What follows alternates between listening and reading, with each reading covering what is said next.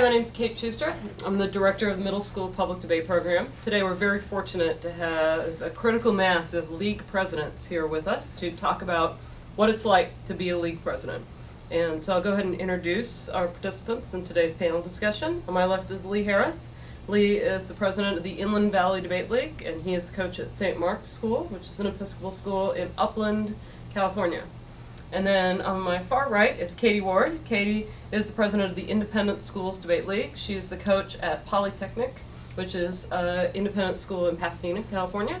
And then to my immediate right is Greg Paulk.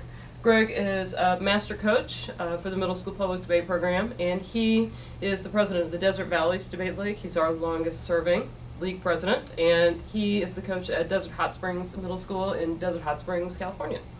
All right, so to begin, I'd like to start by asking you how it is that you got involved in debate, and so what your interest was. And so Katie, I'll start with you and ask you, how is it you got involved in this debate stuff?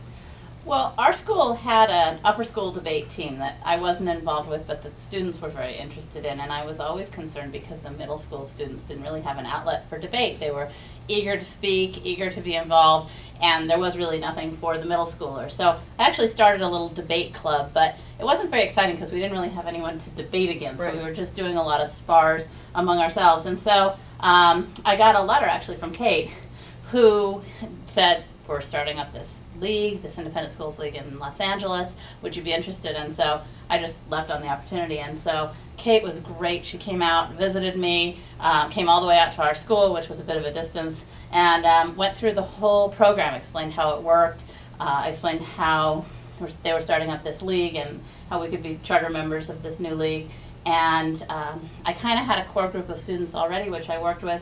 We went to one tournament in the spring, and then the following year we started up the major, middle school team, and the kids just loved it. So that's the way it worked. At our school, we would meet during some free time that we had during the day. That's the way that schedule worked. At my current school, which is Polytechnic School, we meet after school. Mm-hmm. So. How about you, Greg? How did you get involved? Well, I'm sort of fortunate in that you were talking to the principal about it, and he really had no idea what it was. And when you asked if there was a teacher that might be interested, I was actually in his line of sight when you asked, and so he just said, yeah, that guy. It is true that Greg was walking by the office when the principal was looking for a teacher. And so I was, I walked in and just, sure, sounds good. I didn't really even know what it was. And that was before the summer, and during the summer he hired a bunch of new teachers, and I was fortunate enough to I got to help another teacher to, she had a subject matter that she was new to, and so I also kept sounding her out, like, you want to join, help me in debate, I don't know what I'm doing. And so the two of us, we started off, we had 0 kids, and a teacher, Alice Moran, she was the gate teacher, and she's very into theater, and so she just said, grabbed some kids and said, here, you're in debate. Go down and do debate. And, congratulations. We started with 9 kids at the first tournament.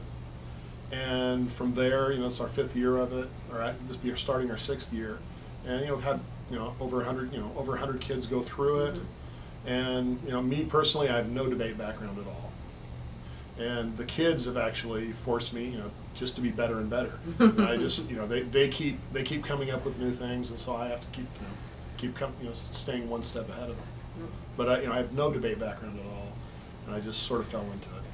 How about you, Lee? How'd you get involved? I had gone to a California Association of Independent Schools conference looking for something to do, and I Famous last words, yeah, right? a good session, because I teach a lot of religion, and it doesn't include much in that way. Mm-hmm. So, but I do teach an 8th grade ethics class, and thought, well, there was a session, a couple things that sort of involved debate, and I thought maybe I could use some of the information I could get out of starting a debate team or something like that in my ethics class. And went and met a woman from Campbell Hall over in the Independent Schools League, who said, look, there's this great program run out of Claremont McKenna right next door to you. Contact Kate Shuster and see what that's about. And I thought, well, okay, I'll keep that on the back of my burner. So the next year, the administration came and said, well, we're opening up some electives. Is there anything that you think you might like to do? Just want to teach a thing on movies or anything? I said, well, hey, why don't we just try a debate team and see what that's about? So I contacted Kate, and she invited me to another tournament. I think that was also at Campbell Hall to see what was going on, and thought, well, this will be a good thing to do. So I, like Greg, had absolutely no debate experience at all. Had to be a quick study, learn, but the best piece of advice is all you have to know is more than the kids know that day. You don't have to know it all. So, that's great. So he started, this will be our 4th year coming up, and we've had a very successful program. It's open now. This year we are fortunate, the administration is so behind it that it is going to be a graded class as opposed to just a special interest or elective. It'll be 2 hours a week, and I have over half, well, just half the eligible kids signed up for it. So it's going to be 50% of his middle school. 50%. Wow. Debate. So it receives a lot of support. It's a lot. They really enjoy it. It's a tremendous program. Oh. It's tremendous. Well, part of the reason we're here today is to talk about the duties of league presidents, because I think for a lot of people who are involved in the program, it's kind of a mystery what it is exactly that the league president does. And so I want to start out by talking about topic selection, which, as you know, as league president, is really the biggest thing that you do. And so I guess I want to start out by following up with you, Lee, to ask you about how it is that the Inland Valley League does topic selection, and then maybe Greg, you can talk about some of the challenges that are associated with topic selection that you've faced. Okay, so this last year was my first year as the league president, so I was learning as I go along. Basically, what we do, the primary function of the president is communication more than anything else. So lots of email, and at the beginning of the year I sent out a request for topic suggestions. Please send me any suggestions that you can think of, and I got everything from soup to nuts, and some things that are repeated occasionally. It's good to repeat them, just because the kids are usually only in it for a couple of years anyway, so they move out of the program and it's new for the new ones. So assembled a different list of things. We look for a certain number of topics which are challenging academically and intellectually, and then of course a few topics that are of interest to middle school students: cell phones, internet, celebrities, yeah, TV, sports, right. things, any of those things.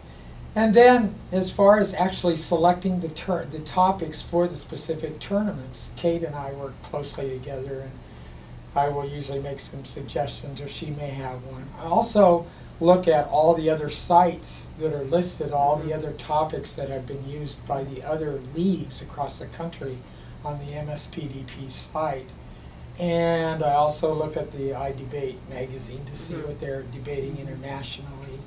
And I also look at the National Junior Forensics Leagues and see what they might be including, and sort of try to cull it down.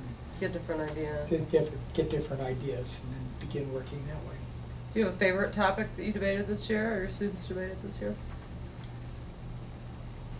My favorite topic from the year, I'll just say, from this past year, 06-07 is what we're talking about, was a topic that you came up with, which was to repeal the Military Commissions Act. Military Commissions Act. I think that was my favorite, my single favorite topic from the year. It was just such a good issue. It was so on topic. And it had just happened. And they debated it the next month, and it was really cool. And yeah. it was a good. I have kids that have wanted to debate lots about the internet and MySpace and things that sometimes things that may not be appropriate for middle school students, but I happen to personally like the political and having them get really involved in doing that research, I think is really good for them. So. How about you, Greg? Favorite topic? I like the Hugo Chavez. Oh. Hugo Chavez is more of a friend than an enemy That to was- the United States. that was a and cool topic. the kids really, I mean, they really stretched on that one. Yeah. Because, you know, like, well, he's not. Well, first Well, they have to find first they must find Venezuela on a map. you know, it's like, no, specific Hugo Chavez, not, you know, not anybody you know. And so, tell us about some of the challenges of topic selection. Now, you've been doing this for a couple of years. Well, I originally thought it was, you know, duh, anybody can write a topic. But I was, you know, quickly disabused of that. And, I write them up, I send them to you, I send them to Kelly, our tournament director. And, you know, originally, at the beginning of the year, I always come up with great ones, except they would have been great at the end of the year. So I have to tone it down. And, you know, every year is, you know, 90% new, so you have to start over. And, you know, it's just, I think the hardest thing for me now is not repeating something we did before. And it's very difficult. And of course, like all good teachers, I steal as much as possible. So, I mean, if another league has a topic we don't, you know, take it. Right. Always, I try and, you know, look at the old stuff we've done, some of the good ones, and then occasionally, you know, pull one of those back, which is actually pretty hard for me to do because I use all the old topics as examples in teaching new stuff, so that if I use one of the old ones, I've used that as an example too often, so I can't do that for myself, and I'm sure the other teachers do also, you know, use the older topics. So you have to stay away from those. But I read the New York Times headlines every day, so I'm always current on that, and a lot of them are just current event topics. Because part of what we're doing, I think most people would agree, is trying to get the students to be aware of current events, read the newspaper. Right. And so anything that we can do that accesses that, I think, is really useful. And so, it works. At the yeah. end of the school year, students are saying, "Did you see that article in the paper? It was Oh. about, you know, some topic we had at the beginning of the year, you know, trans fats or whatever." And yes, because once they've opened their mind to that topic, they have access to it forever. Right. Yeah.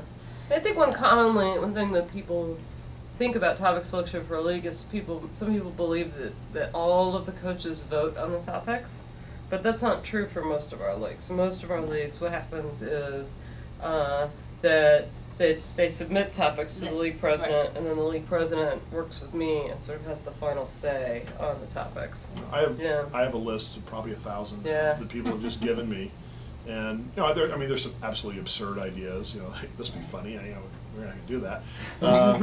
And you know, some of them would be if we want to kill our league, this would be the last topic. We do. But you know, I mean, there's a lot of really good ones, and I think the difficulty of writing a fair topic was something that really got me. It's not easy. I mean, it has to be 100% winnable from both sides, Right. which is really, really difficult to figure out. And it's not something most people can do right off the top of their head. So, I bounce them off of you and bounce them off, a bunch of people, and then it sort of congeals down to 5 topics. That's hard because something that seems winnable to us as adults, may be too hard for students to imagine what the arguments would be. And one thing that I always try to do too is to have a selection of topics from different fields. So that one is a current events topic, one is more science and environmental, one is sort of school related, and just kind of spread them out in that way, so that one is national, one is local, and just have a real variety, so they kind of get a sense of lots of different aspects of life. Right. Right. Do you have a favorite topic from this year? I think my favorite goes back to the year before, which was manned space flight. Oh, yeah. And That was a good one. The U.S. should end its manned space program. In fact, that was right after the shuttle accident, right? Maybe a year after. Maybe a year after, Yeah. but it was still very much in the consciousness of the students, I Absolutely, think. right. Yeah. Oh, interesting. How about a least favorite topic? Anybody got one? It's okay, you could say. Genghis Khan, maybe? Oh, didn't like Genghis Khan. I was not partial to boycotting the Beijing Olympics. It's a big issue now. There's a lot of talk about it now, much more than there was The before other the one that tournament. was really difficult for my kids was it is better to be a leader than a follower. I think that was, for the Claremont tournament, that was the most despised topic. And, it's interesting. I think one of the lessons we can draw from that topic is it's really important for young students to have direction that is explicit on what it is that the topic is about, because it's hard for them to come to terms with a topic that seems to be more open. Right. Yeah. So, yeah. Right, and there's the question of what does it mean for the proposition to define a topic? And That's another panel discussion. That question, that topic really, students need to know how to do it to Right. answer a topic like that. I agree. So what are some other things that league presidents do? Katie, what's another thing that you do as league Well, I think president? Lee's point about communication is probably the biggest job. That and selecting the topics. But really on a daily basis, what you're doing is you are making sure that people's questions are answered. If there are people interested in joining the league president is the one that makes the contact and gives the information. If anyone has questions or if decisions need to be made among the coaches in the various schools in the league, that all goes through the league president. And so really just kind of making sure that things run smoothly and that everyone knows what's going on and that if anything needs to be decided, the decision actually happens, the schedule gets set, that sort of thing. Right. So You do a lot of recruiting, Greg, in Yeah, those it's, schools. and that's, well, the area we're in, there's Coachella Valley. There's one end of the Coachella Valley has all the debate teams, and there's a whole other end of schools that they aren't into it yet. And so I'm always trying to find, putting out feelers to get some more schools interested, and it's slowly picking up, picking up a school here and there. And do you go to the schools? when Yes, you I recruit them? go to the schools, talk to principals. On my email list, there's a lot of people on my email list that aren't involved in debate yet. And so I just keep them informed, and hopefully they'll eventually decide.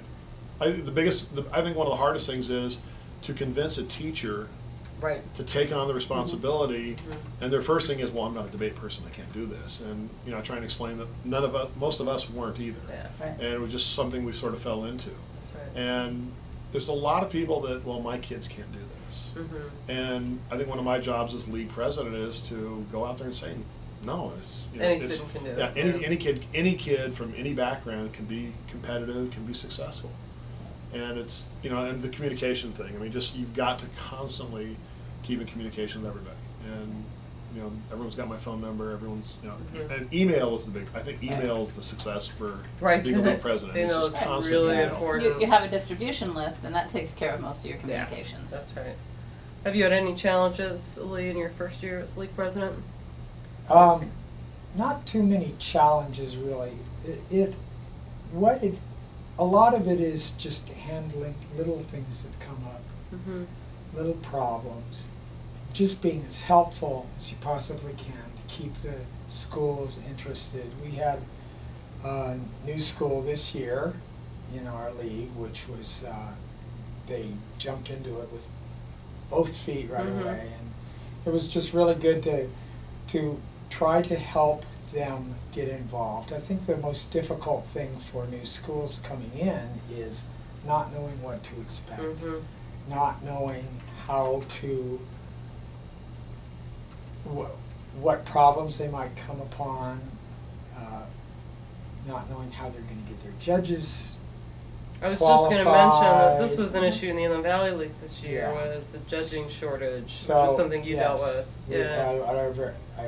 it was either our first or second debate. We had to send some students home, which was really sad. It was the second one because the first one we had said, if you do this again, your students won't be able That's to right. participate. And Right. so, yeah, And but it resolved itself ultimately. Ultimately it did, and Mhm. we didn't have that problem from the onset, from that point on. But, handling, being sort of the fire putter outer, keeping the tournament director free of all the challenges from the parents, which Right. can be. You spent a lot of time talking to parents. Spend a lot of time talking to parents. Yeah. I spend a lot of time talking to the kids at Mhm. the debate too, so that they know who I am, so that they can feel comfortable coming to me. I can't always resolve their issues because I don't see their debate, and of course there's always someone who is brokenhearted because they Yeah. feel they won and the other team or the judge was unfair or whatever. But being able to just deal with them in a way that helps them move forward, learn from the experience. Okay, this time you may not get the gavel, but in the future, here's how can you learn from this and how can we make this better and more consistent. So it's that sort of communication, I think, that is really essential, and which isn't really all that difficult, No, really, when no. you Well, presumably, if you're a teacher, you're already like. presumably you are. Well, I think one thing to add to what you were Yeah. saying with the new teachers, we had a new teacher this year who kept saying, we had all summer long, I'm not ready to do this, I'm not ready to do this. We have one tournament, we just got our, we're not ready to do Yeah. the tournament. And the second tournament, we're still not ready. And finally, at the third tournament, I just, sort of bluntly said, if you don't come to this tournament, Yeah. you won't be able to come to the rest because you're going to be, and we're not prepared. And I finally told her, you have no idea how unprepared you are. Yeah. Until you show up and actually go through the Mhm. process, Exactly. Yeah. that's how you learn. I mean, you actually have to go there, and that's a very hard thing to do, to convince the teachers. Doesn't just bring 3 kids, just show up. I think it's an important one. A lot of what the president does is to act as a coach for other teachers. Right. Those Right, sort of coaches. Yeah. But about the tournaments, what I have found is that they're addictive. Once Oh, you yeah. get someone to Mhm. come to a tournament, they realize the adrenaline that's pumping, the excitement that the kids are going through, and the coaches too, frankly. Right. And it's, once you've been to one tournament, then you want to come back, and the kids want to come back, and they tell Right. their friends about it, and it just grows. There's something about those tournaments that just gets them hooked. That's right. And it's just like trying to get people to the first one. And Right. Yeah. I think all of us have felt that sometimes teachers, and especially if you're entering an existing league, sometimes it can be intimidating if you're a new teacher. Mhm. Be like, oh, all these other people have been doing this for however many years, how will we start? But the fact is that on any given Saturday, any student can win, the tournament with the right work. Right. And I think that's an important part to remember. Well, we're almost out of time. I would like to ask, anybody on the panel to deliver some kind of final comment for our audience. And I guess the question I would ask is, what advice would you have for any teacher who might watch this who's thinking, maybe I should be a league president? It's not that hard. And it is really not that much actual additional work. It's like Greg said, a lot of email, which is a very efficient way of communicating, and just responding to people. If they have a question, just responding, because that really helps them feel that they are getting information, Mhm. that they're being part of this process. And I always just offer any help any way I can, Yeah. be it on the phone or on email or whatever. My phone's always with me. Any way I can help at all, just because it's such a valuable program that to have someone not participate in any way because of lack of communication or feeling lack of a part of it would be a shame. So